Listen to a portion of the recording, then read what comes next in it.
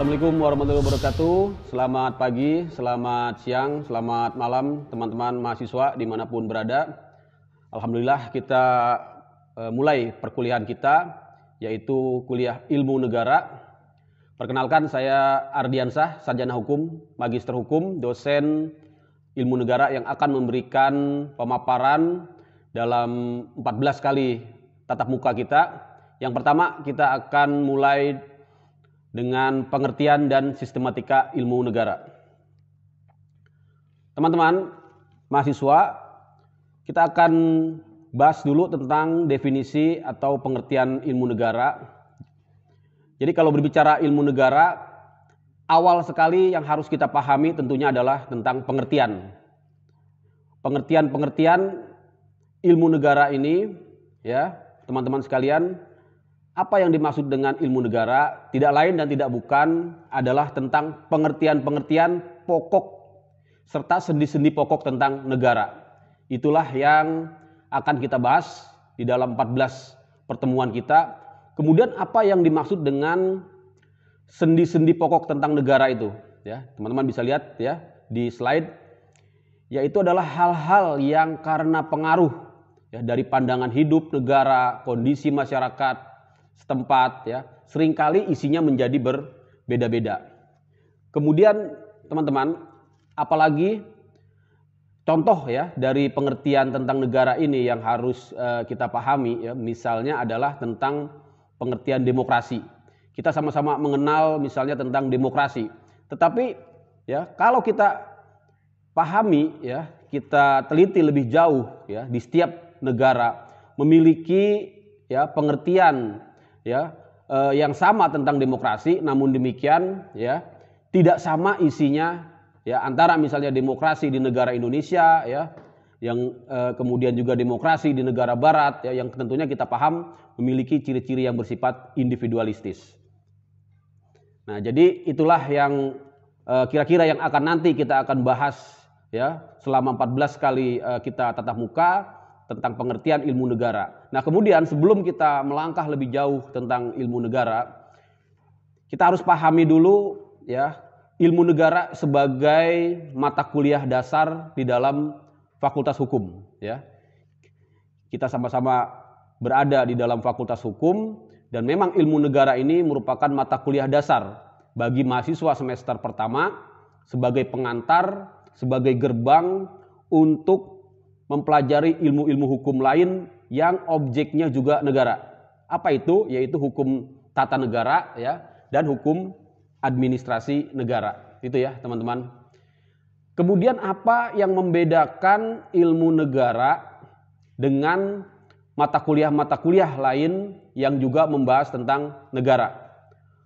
Perbedaannya adalah ya pada objek pembahasannya. Sama-sama membahas negara ya, tapi kalau mata kuliah ilmu negara ya, kita lihat pada mata kuliah ilmu negara, objek negara itu bersifat abstrak. Ya, perlu diingat apa? Objek negara bersifat abstrak, yaitu tidak terikat pada waktu dan tempat. Nah, berbeda dengan ilmu tata negara, ilmu hukum tata negara ya atau hukum administrasi negara, itu sudah bersifat ya konkret ya. Karena dibahas tentang negara tertentu ya, dibahas pada waktu tertentu ya dan pada tempat tertentu. Kemudian ilmu negara juga bersifat teoritis, abstrak, umum dan universal ya, berlaku pada setiap negara sehingga tidak dapat langsung diterapkan pada praktek kenegaraan. Nah, itulah teman-teman yang teman-teman nanti harus bisa bedakan antara ilmu negara ya, kemudian hukum tata negara, hukum administrasi negara atau hukum tata usaha negara ya, sifat sama-sama membahas tentang negara tapi berbeda dari sifat pembahasannya. Ya, hukum tata negara dan hukum administrasi negara tadi bersifat konkret, yaitu terikat pada negara dan waktu tertentu. Sedang begitu juga hukum tata negara, misalnya hukum tata negara Indonesia ya, hukum administrasi negara Indonesia ya, atau negara Jepang ya, atau negara Amerika. Kemudian hukum tata negara dan hukum administrasi negara ya teorinya mempunyai nilai praktis, jadi sudah bersifat lebih praktis daripada ilmu negara karena dapat langsung diterapkan ya dalam praktek kenegaraan dengan mempelajari hukum-hukum positif yang ada di hukum tata negara dan hukum administrasi negara setempat.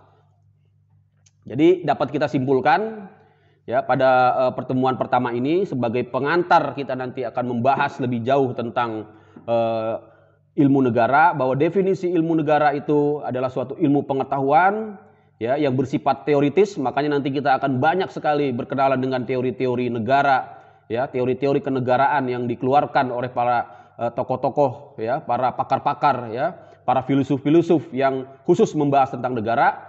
Kemudian mempelajari tentang pengertian-pengertian pokok dan sendi-sendi pokok negara ya. Serta yang paling penting ini mengantar ya. Jadi tujuannya apa? Kita belajar belajar ilmu negara untuk mengantar teman-teman semua para mahasiswa mempelajari ilmu hukum lain yang objeknya juga negara. Tadi minimal kita sudah kenal dua. Yang pertama hukum tata negara ya.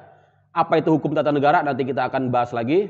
Yang kedua hukum administrasi negara ya. Dan ada lagi ya yang ketiga yaitu hukum internasional publik ya, atau public international law. Itu juga sama-sama membahas tentang negara. Minimal tiga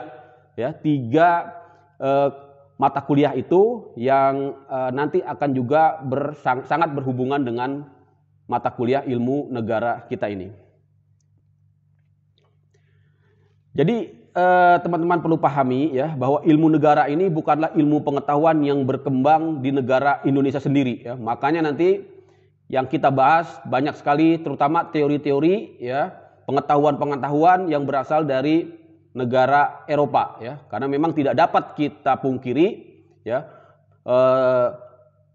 yang sangat mempengaruhi ya termasuk hukum di Indonesia juga berasal dari hukum di negara Eropa, terutama di Eropa Barat ya. Jadi ilmu tentang negara yang kita pelajari memang berasal dari Eropa Barat. Tentunya tidak menutup kemungkinan ya berdasarkan hasanah-hasanah keilmuan dari wilayah ya ataupun dari pemikiran-pemikiran yang lain ya seperti pemikiran Islam ya tentunya juga mempengaruhi juga kajian-kajian tentang ilmu negara. Tapi memang khusus yang kita pelajari di dalam silabus kita di Fakultas Hukum atau di Sekolah Tinggi Ilmu Hukum IBLAM ini memang nanti kita menggunakan dasar-dasar teori dari negara Eropa Barat yaitu sistem civil law. Nanti kita akan pelajari apa itu sistem civil law. Kita juga nanti akan pelajari apa itu sistem common law ya. Kemudian dari segi literatur teman-teman bisa ambil ya, cari ya baik secara online maupun langsung. Yaitu bukunya Profesor Padmo Wahyono Sarjana Hukum ya. Itu juga menjadi buku yang menjadi rujukan utama di dalam ilmu negara ya yang berjudul Negara Republik Indonesia ya, mencoba membahas tentang teori ilmu negara khusus negara Indonesia.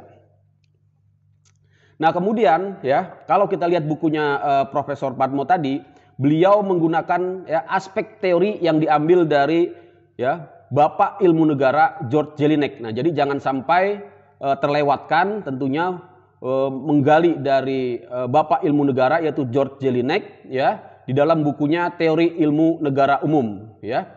Teori ilmu negara umum. Nanti teman-teman silakan bagaimana caranya untuk bisa mengakses ya pemikiran-pemikiran George Jelinek tentang ilmu negara umum ya. Saya kira itu ya untuk sumber dari ilmu negara. Jadi bukunya Prof Padmo, kemudian juga pemikiran dari George Jelinek. Jadi pada dasarnya ya ilmu negara umum ya yang disampaikan oleh George Jelinek sebagai Bapak Ilmu Negara. Mengapa dia dikatakan sebagai Bapak Ilmu Negara ya? Karena ya George Jelinek inilah yang pertama kali ya mengeluarkan penjelasan gitu ya secara sistematis tentang ilmu negara. Nanti kita akan lihat bagaimana sistematika George Jelinek di dalam menjelaskan ilmu negara. Jadi ilmu negara di dalam bahasannya George Jelinek atau teori ilmu negara umum itu bersifat universal, kemudian merupakan hasil perbandingan. Jadi dari sini kita paham metodenya adalah metode perbandingan ya. Jadi dengan membandingkan ya kondisi-kondisi di berbagai negara sehingga disimpulkan suatu teori-teori ilmu negara khusus.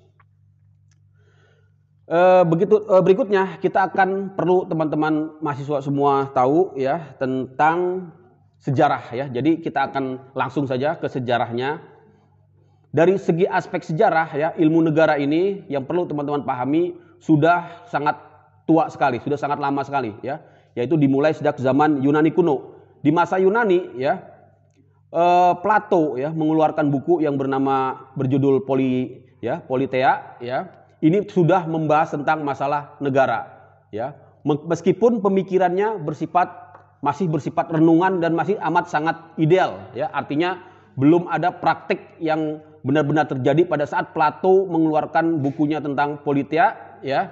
Kemudian juga Aristoteles ya dalam bukunya Politika ya juga sama mengumpulkan dan membandingkan berbagai konstitusi di beberapa negara kota atau polis. Jadi pada saat itu ya di Yunani itu ya negara itu merupakan polis ya atau negara kota. Jadi semacam kota-kota kecil, tetapi memang di situ sudah ya ada ya perkembangan kenegaraan, teori-teori kenegaraan yang sangat luar biasa ya.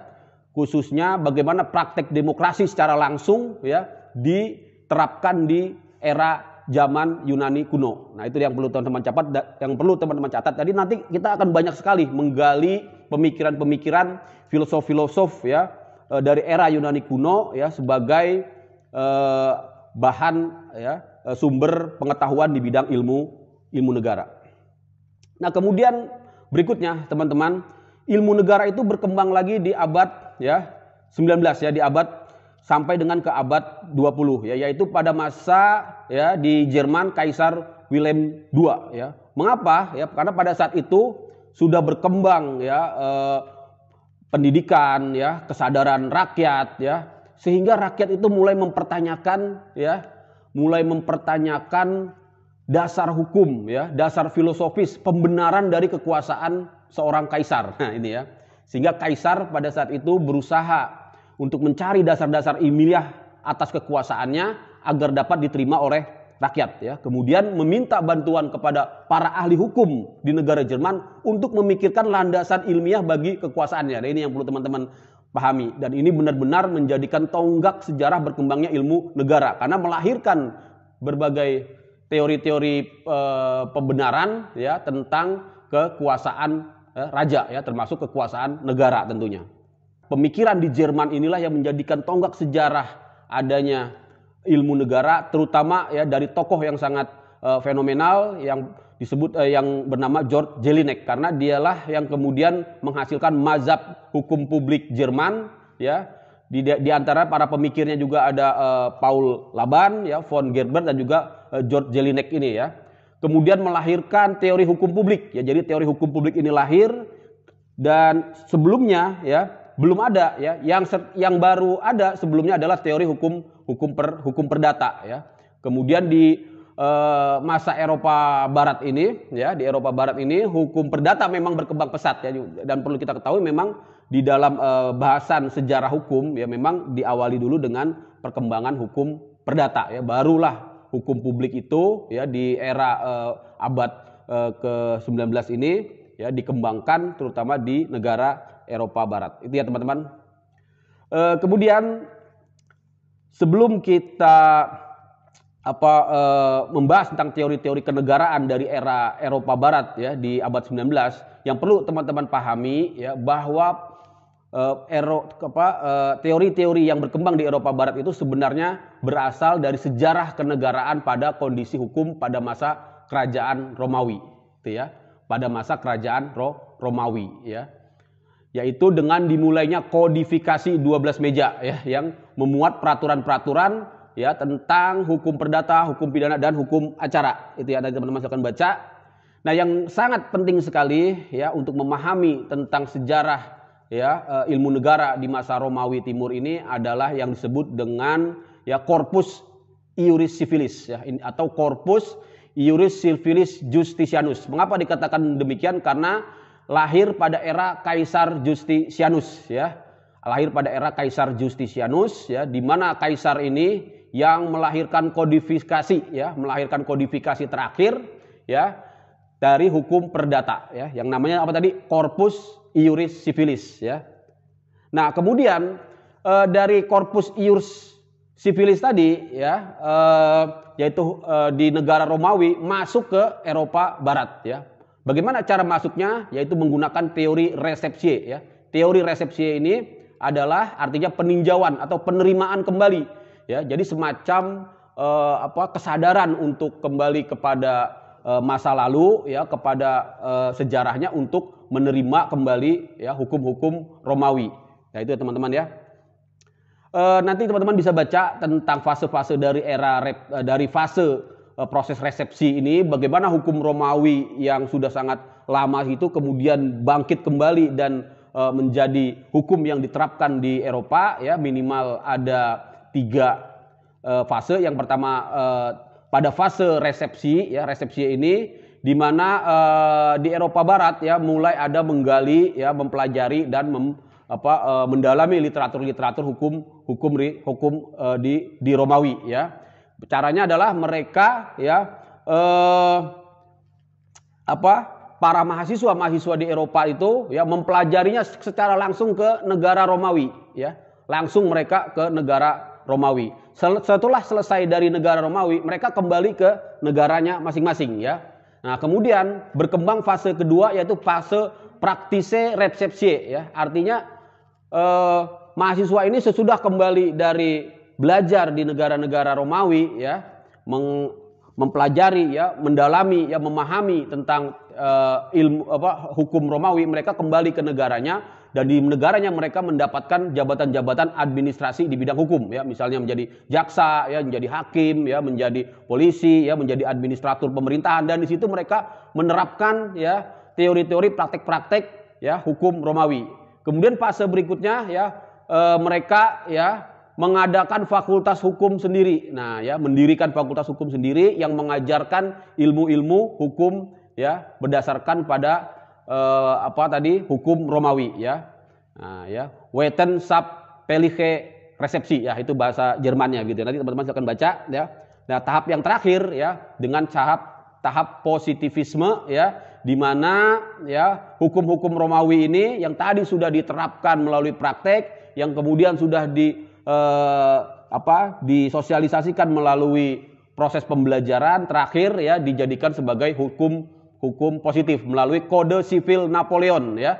Jadi yang sangat fenomenal adalah Kode Sivil Napoleon, yang mana 90% dari hukum Romawi ternyata dapat diterima dan menjadi perundang-undangan yang mengikat mereka di Eropa Barat pada saat itu. Saya kira itu teman-teman. Kemudian akhirnya yang perlu teman-teman tahu ya, melahirkan di abad 19 itu seorang sarjana Jerman yang bernama George Jelinek yang mencoba membahas teori ilmu negara secara menyeluruh dan sistematis, sehingga melahirkan bukunya yang menjadi rujukan ya sampai dengan saat ini tentang ilmu negara yang disebut dengan Allgemeine Staatslehre ya, atau ilmu negara umum. Itulah yang nanti teman-teman harus bisa dalami ya, sehingga beliau ya, George Jelinek ini dikatakan sebagai bapak ilmu negara karena orang yang pertama kali menyelidiki, membahas ilmu pengetahuan tentang negara secara menyeluruh ya dan sistematis ya. Baik, saya kira itu tentunya tidak menutup kemungkinan dan nanti akan kita bahas banyak sekali tokoh-tokoh tentang ilmu negara ya. Misalnya adalah Machiavelli ya, Rousseau ya, kemudian juga Hobbes ya, kemudian juga John Locke ya, MacIver, tadi semuanya itu akan kita sampaikan kepada teman-teman, akan memperkaya khasanah berpikir kita tentang negara sebelum kita nanti mempelajari 3 ilmu lain yang membahas tentang negara: ilmu tata negara, ilmu administrasi negara, dan ilmu internasional publik, hukum internasional publik ya. Itu teman-teman ya. Mungkin terakhir saya ingin sampaikan sistematika dari George Jelinek ya. Ini langsung aja ke bagan ini. Jadi kalau kita lihat sistematikanya Jelinek ya teman-teman, nanti lihat di slide ya, itu bahwa George Jelinek itu membagi ya ilmu negara itu ke dalam 2 ya bidang pembahasan besar ya, yaitu dalam arti sempit ya dan dalam arti luas ya. Dalam arti sempit ya, ilmu negara itu ya artinya ya objeknya hanya negara ya. Tapi dalam arti luas sebenarnya ya, kalau kita lihat di dalam definisinya George Jelinek juga masuk di dalamnya hukum tata negara, hukum administrasi negara, dan hukum antar negara. Ya, hukum antar negara itu hukum internasional ya, hukum internasional. Nah, kemudian dibagi lagi menjadi yang bersifat teori ya, yang bersifat praktek ya, dan juga yang bersifat deskriptif, yaitu di penjabaran tentang ilmu negara dalam arti sempit ya. Saya kira itu ya. Jadi ini nanti teman-teman silakan lihat, silakan dalami tentang bagan sistematika ilmu negara menurut Jelinek ya. Saya kira itu ya untuk pengenalan yang pertama ya. Jadi yang nanti perlu teman-teman pahami berikutnya, kita akan bahas tentang sifat negara, tentang pembenaran negara, yang mengapa harus ada negara, apa sih alasan pembenarannya, bagaimana terjadinya negara, ya, tipe-tipe negara, bagaimana tujuan negara, ya. Kemudian juga kita akan bahas tentang teori ilmu negara yang bersifat yuridis. Ini yang paling penting sekali karena kita dari Fakultas Hukum, kita akan bahas segi yuridisnya, yaitu segi bentuknya, unsur-unsur kedaulatannya, konstitusinya, alat-alat perlengkapan negara, ya, perwakilan-perwakilan negara, dan terakhir tentang sendi-sendi pemerintahan dan fungsi negara. Baik, kita akhiri dulu untuk pertemuan kita di sesi pertama ini. Kita masih akan banyak nanti membahas tentang negara. Nanti apabila ada yang kurang jelas silahkan di komen ya, di komen ataupun ditanyakan melalui aplikasi ya. Jadi untuk tugas teman-teman sekalian ya, tolong teman-teman buat resume ya dari pemaparan saya ini, yaitu tentang apa ya definisi ilmu negara dan mengapa kita harus mempelajari ilmu negara. Itu ya, itu dulu ya.